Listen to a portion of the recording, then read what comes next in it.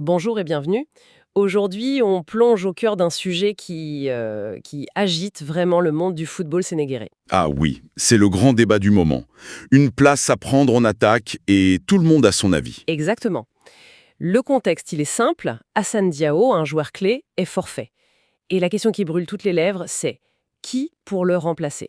C'est la question simple en apparence, mais qui cache en fait d'énormes enjeux.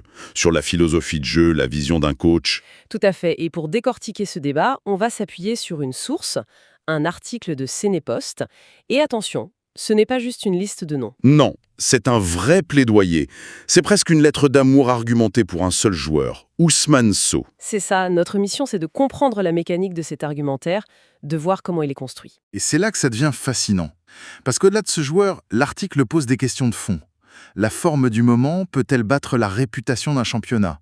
Comment un coach gère la pression populaire juste avant une CAN? Exactement. Mais ce qui est peut-être encore plus intéressant, ce sont les mots choisis pour le décrire.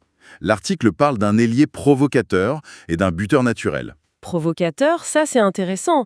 Ça suggère un joueur qui n'a pas peur d'aller au duel, de tenter le 1 contre 1. C'est ça. C'est pas juste le joueur qui court sur son aile et qui centre. Non, c'est celui qui cherche à créer le chaos, à déstabiliser la défense adverse. Et si on ajoute buteur naturel à ça? Le portrait est complet. C'est pas juste un créateur, c'est un finisseur. L'article le vend comme une solution totale, un joueur qui peut à la fois créer l'occasion et la conclure. D'accord, mais l'article ne se contente pas de le mettre en avant. Il le compare à un autre joueur, Ousseynou Niang, en disant qu'il mérite lui aussi d'être ici. C'est habile. Très habile. Il ne dénigre pas la concurrence, il établit une différence tactique. Et c'est un point clé. Quelle est cette différence, alors? So, c'est l'ailier pur. Nian, lui, est présenté comme un piston. Attends, un piston, aujourd'hui, c'est un profil ultra recherché. Un joueur qui fait tout le couloir, qui défend, qui attaque. C'est presque plus moderne qu'un ailier classique, non? C'est une super remarque. Et c'est là qu'on voit le parti pris de l'auteur. Il ne dit pas que piston, c'est un mauvais profil. Il dit quoi alors? Il dit que ce n'est pas le besoin du moment. Le raisonnement c'est, on a perdu un attaquant pur, Diao, donc il faut le remplacer par un autre attaquant pur. Je vois. On remplace la puissance de feu par de la puissance de feu, pas par de la polyvalence. C'est exactement ça. Il privilégie la menace offensive directe. C'est un choix clair, une vision très offensive du jeu. D'accord, c'est limpide. Mais on arrive au gros morceau, à l'objection que tout le monde va faire. Il joue en Pologne. L'éléphant au milieu de la pièce. Oui. Et comment est-ce que l'article gère ça? Parce que c'est là-dessus que tout peut s'effondrer. Et c'est là que l'argumentaire devient, je trouve, le plus malin. L'auteur sait que c'est le point faible, alors il sort l'artillerie lourde. Pas une opinion, non. Un souvenir. Une histoire. Laquelle? Celle de Christian Bassogog, l'ailier camerounais, en 2017. Ah oui, bien sûr. Personne ne le connaissait vraiment. Exactement. Il jouait où? Au Danemark, à Aalborg, un championnat que personne ne regarde. Et pourtant, il arrive à la CAN. Et il explose tout. Il est élu meilleur joueur et le Cameroun gagne le tournoi. C'est un contre-exemple parfait. C'est plus qu'un contre-exemple. L'article le renforce en disant que le profil est le même. Il les décrit tous les deux comme des gauchers techniques et percutants. Donc ce n'est plus une coïncidence, c'est presque un schéma qui se répète. Voilà, le message c'est « On a déjà vu ce film, on sait comment il se termine. N'ayez pas peur, il transforme la faiblesse présumée, le championnat, en une promesse de potentiel caché. » C'est très fort. Et il ne s'arrête pas là. J'ai vu qu'il utilise aussi la logique du sélectionneur lui-même, Pape Thiaw. Oui, et ça c'est presque un piège rhétorique qui lui tend. C'est brillant. Raconte. Il rappelle que Thiaw a déjà sélectionné Richard Sagna, qui jouait à l'époque en Ligue 2 sénégalaise. Oh, c'est imparable. L'auteur le met face à ses propres choix. Complètement. Le sous-texte est dévastateur. C'est « Cher coach, vous avez estimé qu'un joueur de D2 local avait le niveau. Comment pouvez-vous snober le meilleur ailier du moment qui joue en D1 européenne, même si c'est en Pologne ?» Il se retrouverait face à une contradiction totale.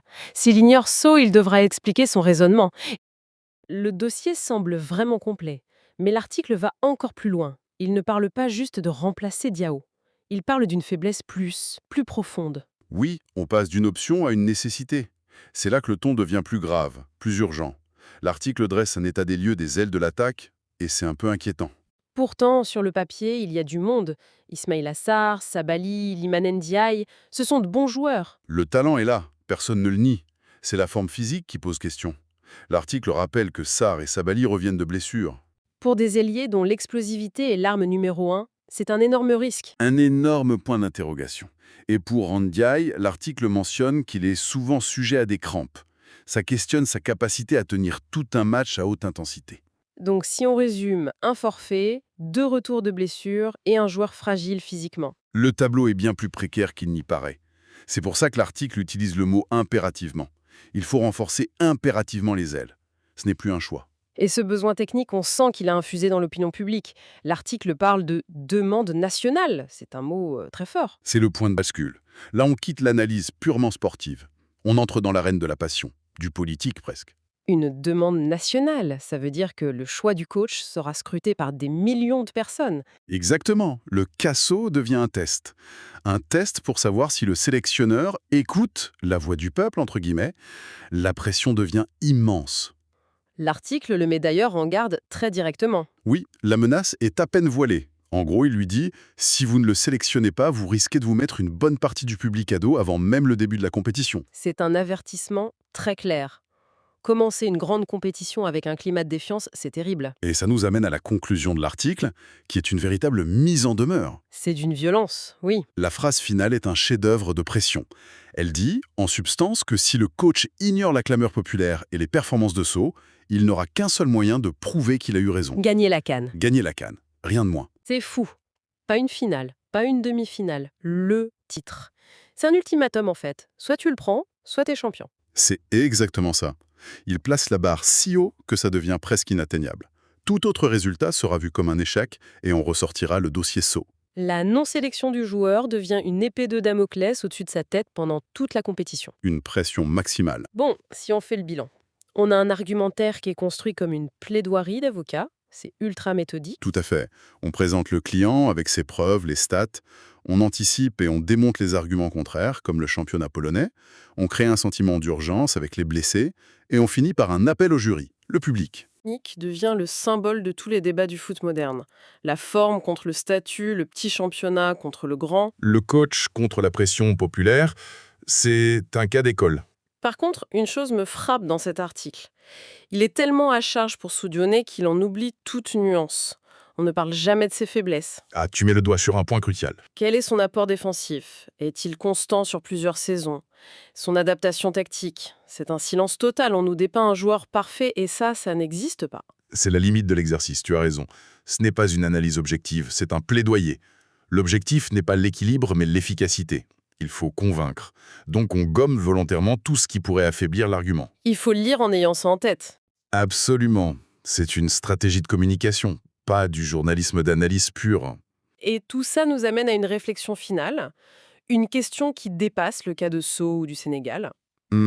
Cet article, il est symptomatique de la globalisation du foot. Le talent peut vraiment venir de n'importe où aujourd'hui. Les clubs le savent, avec leurs scouts et la data qui vont chercher des joueurs dans des championnats improbables. Exactement. Alors, la question, c'est notre vieille hiérarchie des 5 grands championnats, est-ce qu'elle a encore vraiment un sens? Ou est-ce que ce genre de débat nous force à admettre que la seule chose qui compte, c'est la performance, ici et maintenant, peu importe la scène? C'est la question fondamentale. Est-ce qu'on est prêt, nous tous, observateurs, supporters, à abandonner nos préjugés confortables pour juger un joueur uniquement sur ce qu'il fait sur le terrain? Cet article, au fond, il ne demande pas seulement la sélection d'Ousmane Sow. Il demande de regarder le football un peu différemment. C'est exactement ça.